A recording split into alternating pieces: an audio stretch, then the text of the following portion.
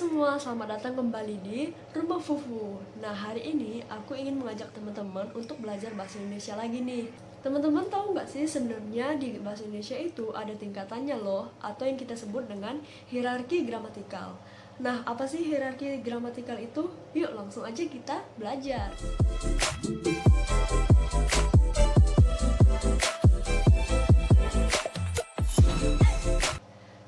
Nah, di bahasa Indonesia ternyata ada 8 unsur atau tingkatan dalam hierarki gramatikal loh, teman-teman.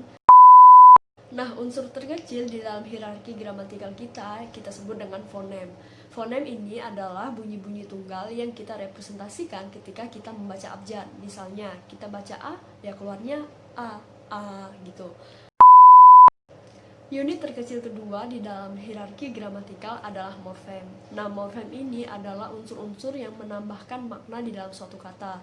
Misalnya, kelinci. Nah, pasti kalau misalnya kita mendengar kelinci, makna yang langsung keluar dari kata-kata tersebut adalah binatang ataupun hewan kelinci.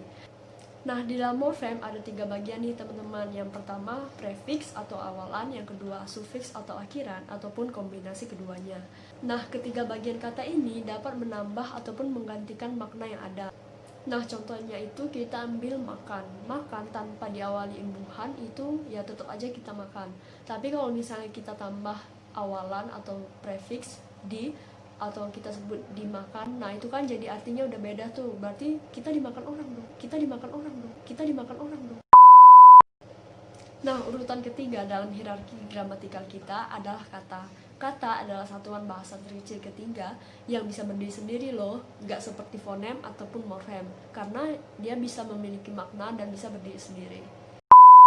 Nah, yang keempat ada frasa. Frasa ini adalah gabungan kata dua atau lebih yang bersifat non-predikatif. Apa sih non-predikatif itu?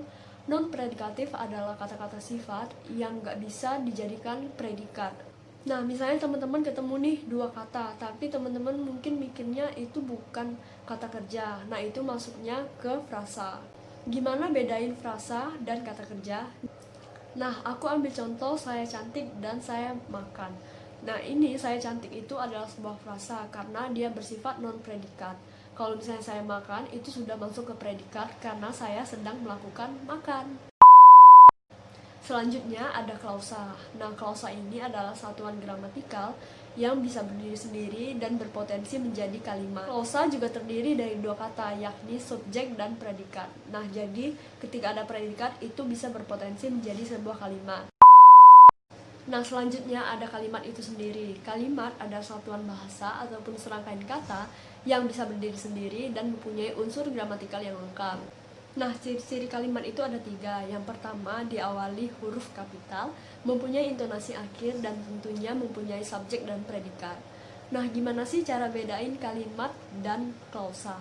Klausa kita juga tahu kalau misalnya punya subjek dan predikat. Jadi misalnya di dalam satu kalimat itu kita bisa menemukan beberapa klausa. Misalnya, saya sedang memasak, sedangkan adik sedang makan. Nah, klausa di dalam kalimat ini ada 2, yakni saya sedang memasak dan adik sedang makan. Di nomor 7 dalam hierarki gramatikal ada paragraf atau yang kita kenal sebagai alinea. Paragraf diambil dari kata Yunani paragrafos yang artinya tertulis di samping atau ke samping. Nah, inilah mengapa kalau misalnya tulis paragraf itu kita menjoroknya ke samping, agak ke dalam, seperti ini. Nah, di dalam paragraf kita bisa menemukan banyak banget kalimat, tapi hanya satu ide pokok yang ada di dalam paragraf tersebut. Dan kalimat lainnya itu adalah kalimat pendukung. Ciri-ciri paragraf yang baik itu yang pertama, satu ide pokok aja. Yang kedua, ada keterpaduan ataupun kesatuan antar kalimat, sehingga tulisan kita sistematis dan bisa dibaca. Lalu yang terakhir, pastinya ada kalimat utama dan kalimat pendukung. Nah, satuan terbesar di dalam hierarki gramatikal adalah wacana. Wacana diambil dari bahasa Inggris discourse, yang artinya tulisan yang penyampaiannya disampaikan secara formal dan teratur.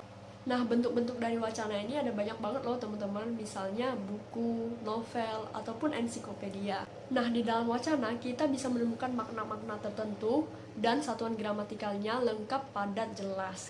Karena di dalam satu wacana itu terdiri dari kalimat-kalimat yang memenuhi syarat gramatikal, yakni SPOK.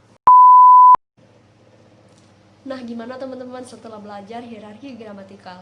Pastinya menambah pengetahuan kan? Buat teman-teman yang punya pertanyaan ataupun tanggapan, boleh banget kok tulis di kolom komentar di bawah. Buat teman-teman yang aku sayangi, jangan lupa like dan subscribe. Dan nantikan videoku selanjutnya.